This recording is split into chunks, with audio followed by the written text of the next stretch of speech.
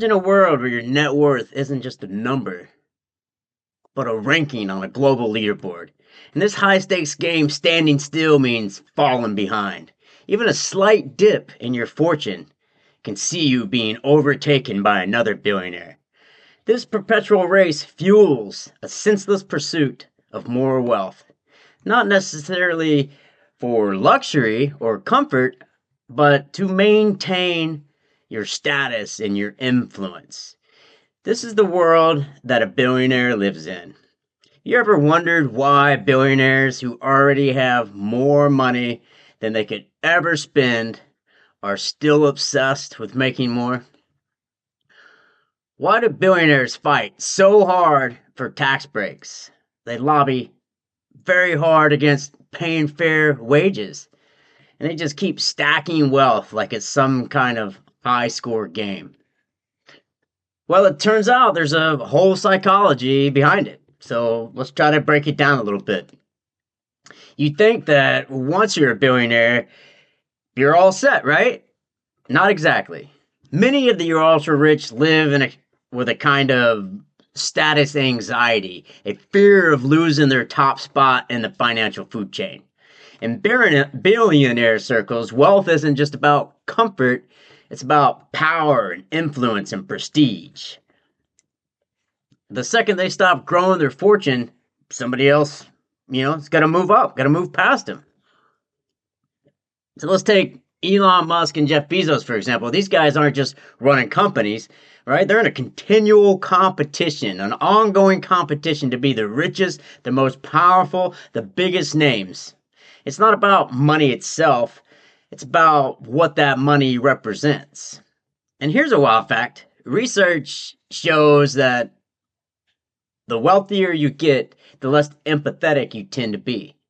So it's not that rich people were born selfish per se. It's that extreme wealth can create a psychological distance from everyday struggles, right? When you never have to worry about rent, medical bills, your next paycheck, or anything else for that matter. It's easy to forget. It's easy to forget what it's like for people who do. Studies even show that people from lower income backgrounds are better at reading emotions and empathizing with others, right? Much more than the ultra rich. So maybe it's not a malicious attribute for the ultra wealthy and the billionaires. It's just that when they're surrounded by luxury, the realities of everyday life become very abstract thought process for these billionaires. And once you reach that status, it becomes a game. Right? Once you have a yacht and maybe two yachts and multiple mansions and a private jet, what else is left? More money. Stack more money. It becomes a way to keep score for them. Let's think of somebody like Warren Buffett.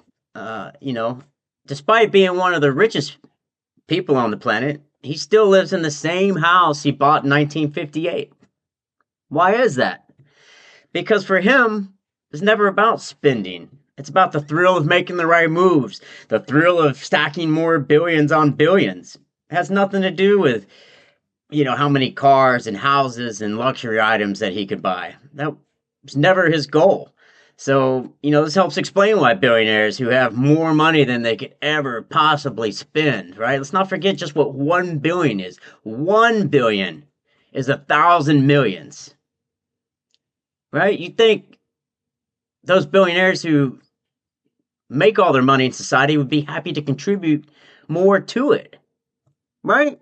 Well, not quite. Right? Nobody loves a good tax cut more than a billionaire, right? Billionaires just don't love tax breaks. They count on them. And not in the way that, the average hardworking American middle class worker might look forward to that refund check, their tax refund. For the ultra rich, tax avoidance isn't just about keeping more money, it's about maintaining control. So let's break it down a little. You've probably heard this argument before. I know I have, all the time. We hear it all the time, right? The propaganda spread by the ultra wealthy and the billionaires and the politicians they buy. If we tax the wealthy too much, they won't invest in business and the economy will suffer. That's a load of crap. That's the foundation of the defunct trickle-down economics, the idea that giving tax breaks to the rich will somehow lead to more jobs, higher wages, and better economy for everyone.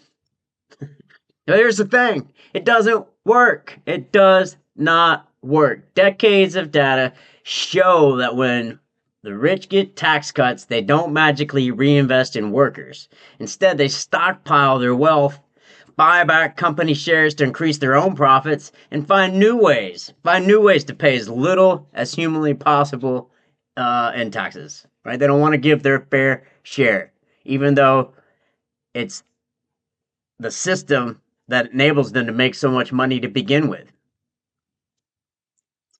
A congressional research service published a paper in 2012 that found zero correlation between top tax rates and economic growth. For billionaires, tax breaks aren't just about savings, they're about influence, right?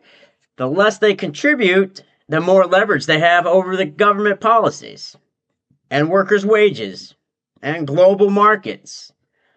I mean, we've talked about this in previous podcasts, but Jeff Bezos, for example, in 2018, Amazon paid zero in federal taxes despite raking in billions in profits.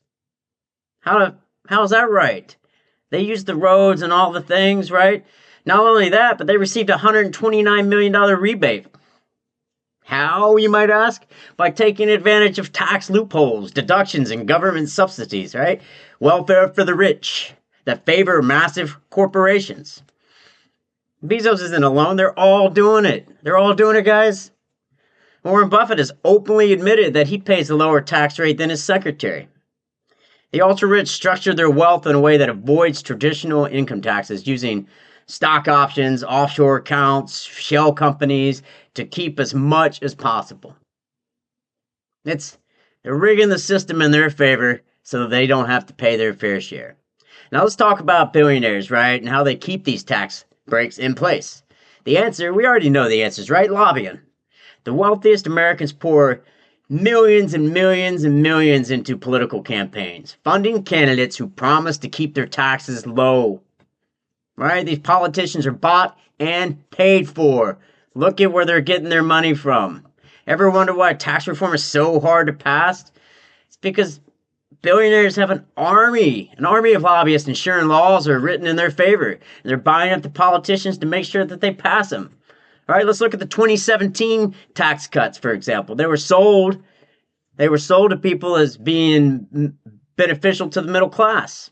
But in reality, the biggest winners were corporations and the wealthiest Americans. The corporate tax rate slashed from 35% to 21%, right? Resulting in trillions of dollars of savings for the ultra-rich. If you go back and listen to the Billionaire podcast, episode 1, you'll hear a lot more about that, right? While the average worker saw little benefit. And guess what? Many of the billionaires who benefited from those cuts were the ones who heavily donated to the campaigns of politicians who pushed these tax cuts through. At the end of the day, tax breaks for billionaires aren't about stimulating the economy. They're about keeping wealth and power concentrated at the top. The rest of us, we're left to pick up where the tab where the billionaires aren't paying their fair share, right? Why billionaires move their money around to avoid contributing their fair share. So the next time you hear someone say, we can't afford higher taxes on the rich, or maybe you feel like you're going to be super rich one day and you don't want to pay those taxes. Well, I can assure you, if you got $1 billion, it's not going to hurt you to pay 10, 20, $30 million in taxes. It's just not even close, not even 100 million, right? Pay your fair share. Who's really benefiting from this argument about the ultra wealthy not paying their fair share? They are. So let's get real. Why is one of the richest countries in the world with so many hard-working people still struggling just to get by and make ends meet? The truth is, why billionaires are racking up record profits, wages for the average worker have barely budged when adjusted for inflation. This isn't an accident, it's by design. It's the way they design the system, right? And if we don't do something, it's not going to get better anytime soon. If you work a job where your paycheck barely covers rent and groceries, you feel this firsthand system. You feel how they're rigging the system against us. Corporations have a very simple formula. They pay as little as possible to their workers so they can gain as much in profits as they can. Right? Those profits go straight into the pockets of these billionaires and the executives and the shareholders. Let's look at Jeff Bezos again. He's a great example. Amazon. Amazon warehouse workers make an average of about $19 an hour, while Bezos makes about $250,000 per minute, $250,000 per minute. That's no exaggeration. Meanwhile, Amazon has spent years fighting against union efforts, pouring millions of dollars into lobbying to keep wages down, right? Fighting wage increases. They fight to make better working conditions, because keeping wages low is how they maximize their profits. I think the good news is that this doesn't have to be inevitable. The middle class doesn't have to keep shrinking, and democracy doesn't have to collapse under the weight of billionaire greed. But if we want to turn things around, we have to act. We have to act now. So what can we do? There's a lot of things we can do. First, it starts with electing people that actually want to do something about it. Look, nobody's saying billionaires shouldn't exist. Well, some people say billionaires shouldn't exist. That's not what I'm saying. But when someone making $50,000 a year pays a higher effective tax rate than a billionaire sitting on hundreds of billions, something's broken. We need to close the loopholes that let ultra-wealthy legally avoid paying taxes. We need to close them up. And we need to elect people that are willing to go to battle for the hard-working American people and not go to work for the ultra-rich and the corporations. We need to introduce a wealth tax on extreme hoarding, because sitting on piles of cash while the economy struggles and everyday hard-working Americans struggle just to get by, that's not some kind of great thing. They're freeloading off the system. Right? We need to raise corporate tax rates so companies actually contribute instead of shifting profits overseas. We need to strengthen workers' rights and their wages. Right? Here's a wild idea. If workers are the backbone of this economy, and we know they are, without workers, billionaires don't make billions. They just don't. They don't just make things out of their head. They don't do the work themselves, right? People do the work for them. Maybe we should actually pay them enough to live. Right? Looking at the chart shows how stagnant the wages have stayed. We need to raise minimum wage to reflect modern productivity. Because if wages had just kept pace with inflation, the minimum wage today would be around $25 an hour. The people that are against this, the billion-dollar corporations and the billionaires that pay a ton for lobby politicians to support their propaganda, right? Those are the ones that are against raising the minimum wage, because they would make just a little bit less money. They would still have plenty, guys, but there'd be more to go around. That's why we need to support labor unions, because history shows that strong unions equal a stronger middle class. We need to stop treating workers like disposable parts. We need to pay fair wages and respect the people who make businesses run. We got to get back to breaking up these huge monopolies, right? We got to limit billionaire control over politics. Democracy doesn't work when a handful of people own the media, fund elections, and write the laws. We need to enforce the antitrust laws, because when only a few corporations control entire industry, competition dies, and prices start to creep up and wages get suppressed. And that's where we are right now. We need to limit billionaire donations to political campaigns. We need campaign reform. We need to get the big corporate money out of campaigns, because politicians should work for the voters, their constituents, not their richest donors. And they've been working for their richest donors for years. And we keep reelecting the same people over and over again that are passing the same laws and making it worse for hardworking American people. So we need to strengthen the protections against corporate lobbying, because democracy shouldn't be for sale. Right? We can invest in education. We can't rebuild the middle class if people can't afford to get ahead, if they can't afford to get educated. We need to make higher education and trade schools more affordable, because student loan debt is crushing an entire generation. We need a highly educated workforce if we're going to keep up with the rest of the world. We're falling way behind, guys. Way behind the rest of the world. We are slipping. right? We need to support job training programs for careers that actually pay a living wage. We need to ensure that every American, no matter where they're born or how much money their parents have, has access to opportunities. Everybody should have these opportunities, and they don't. And you can't just work harder and harder and harder, more and more jobs just to try to make ends meet. You're never going to get ahead that way. The system is set up right now for hardworking Americans to fail. Right now, we reward hoarding instead of circulation of the money. That needs to change. The economy works best when everyone has money to spend, not just the top 10%. The economy is the people. If the people in the economy, if the people, hardworking Americans, don't have money to spend, the economy's not going to work. We need real capitalism, not billionaire-controlled corporatism. Right now, the system is rigged in the billionaires and ultra-trillion-dollar corporation is rigged in their favor. That's not capitalism. It's a monopoly game where they already own the board and everything on it. But we're at a turning point right now, and the choices we make now will shape the future of this country. We can choose to rebuild the middle class. We can create fairer economy. We can strengthen our democracy. Or we can just keep continuing down this path where wealth keeps piling up at the top while the rest struggle to keep up. If we don't take action, history already tells us where this leads. We already know where this is going if we keep on the path that we're on right now, and that future might be right here on the horizon. This isn't speculation. Every major society that allowed wealth to concentrate in the hands of a few, whether it was Rome or Russia or pre-revolutionary France, eventually collapsed. Eventually went into authoritarianism. When the gap between the rich and everyone else grows wide, democracy erodes. History has shown it. And people either revolt or they give up and accept authoritarian rule. I am not going to accept authoritarian rule. We're the longest running capitalist democracy in history. But history tells us that no system can survive when the majority of people feel shut out of economic progress. We don't have to wait for things to reach a breaking point. We can demand policies that tax the extreme wealth fairly, hold corporations accountable, and restore opportunities for hard-working Americans. We can push for higher wages, better workers' protections, and laws that keep billionaires from buying politicians and buying the elections and writing the rules in their favor.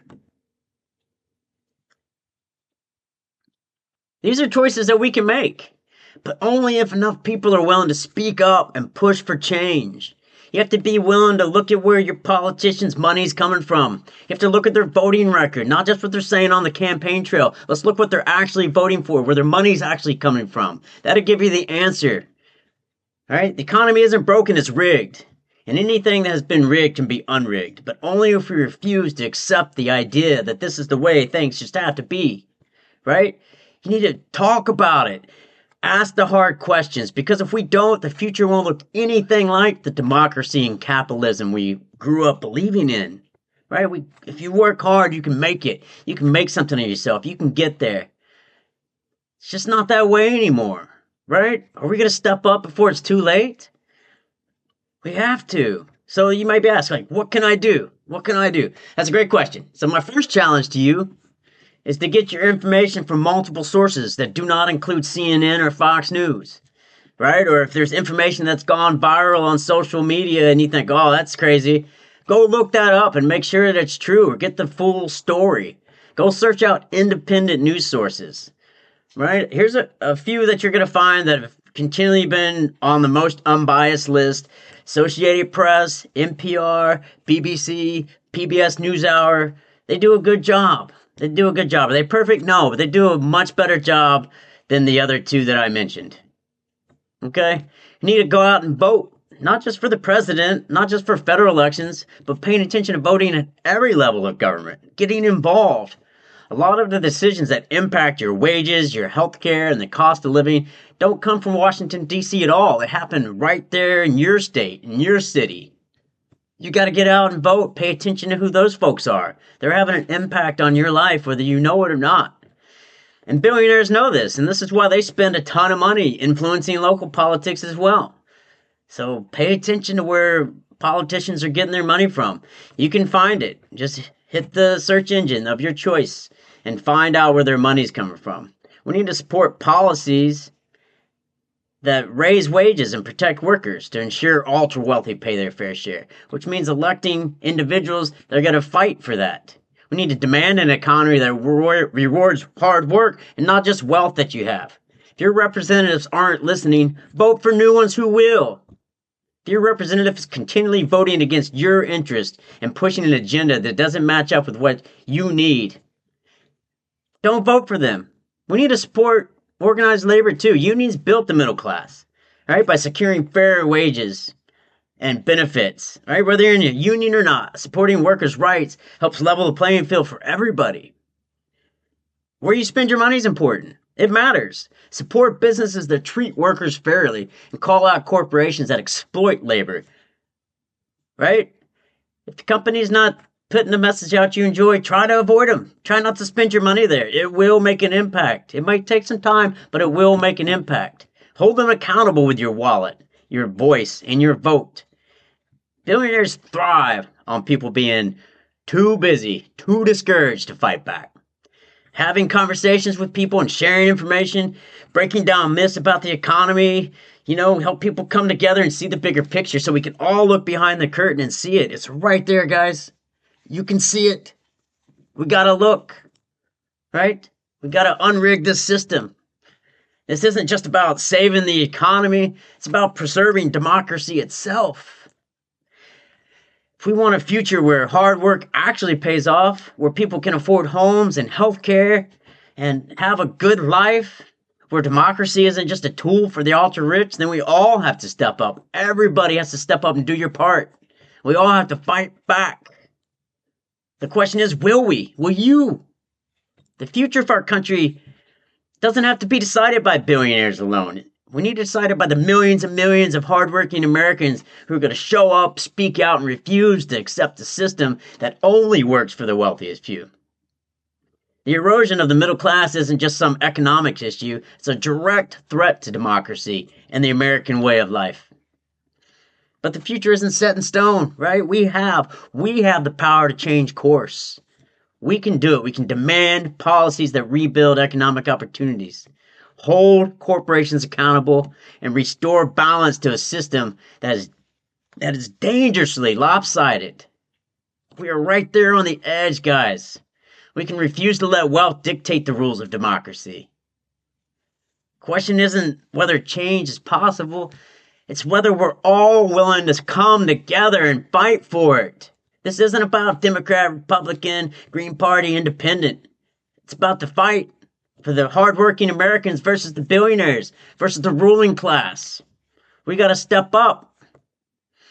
Then we have a chance to build something better. So let's do it. Let's step up. Let's challenge the status quo. Let's make sure democracy and capitalism work for all of us, not just for the ones at the top. We can do it, guys. We just have to come together. We can do it. And that's it for today's Sapling edition of Evergreen Perspective. I thank you guys for coming, showing out. I hope this sparks some fire in you. I know it does me. Share the conversation. Share the pod. Keep questioning. But most importantly, keep pushing for the future we all deserve. We all deserve a great future, guys.